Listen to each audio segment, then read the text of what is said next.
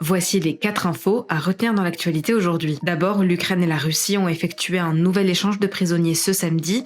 307 soldats de chaque camp ont été libérés. Il s'agit de la deuxième phase d'un vaste échange d'un total de 1000 prisonniers par camp sur 3 jours, dans le cadre d'un accord signé le 16 mai dernier entre les deux pays. Plus tôt dans la journée, la capitale ukrainienne Kiev a été la cible d'une attaque massive de drones russes, ayant fait au moins 15 blessés. Le président ukrainien Volodymyr Zelensky a réagi à cette attaque sur X, déclarant que seules des sanctions supplémentaires forceront Moscou à cesser le feu. 18 personnes ont été blessées dans une attaque au couteau vendredi soir, près de la gare d'Hambourg en Allemagne, dont au moins 4 très grièvement. La principale suspecte, une Allemande de 39 ans, a été interpellée rapidement après les faits. Selon les premiers éléments de l'enquête, elle n'aurait pas agi pour des raisons politiques, s'en serait prise à des passants au hasard et aurait été dans un état d'urgence psychiatrique au moment de l'attaque. Troisième actu, la situation dans la bande de Gaza et les déclarations des membres du gouvernement israélien à l'égard des Gazaouis vont dans le sens d'un nettoyage ethnique et d'un génocide. C'est ce qu'a déclaré vendredi Saskia Cluitt, la rapporteure de l'Assemblée parlementaire du Conseil de l'Europe, qui est la principale organisation de défense des droits de l'homme sur le continent. De son côté, le secrétaire général de l'ONU, Antonio Guterres,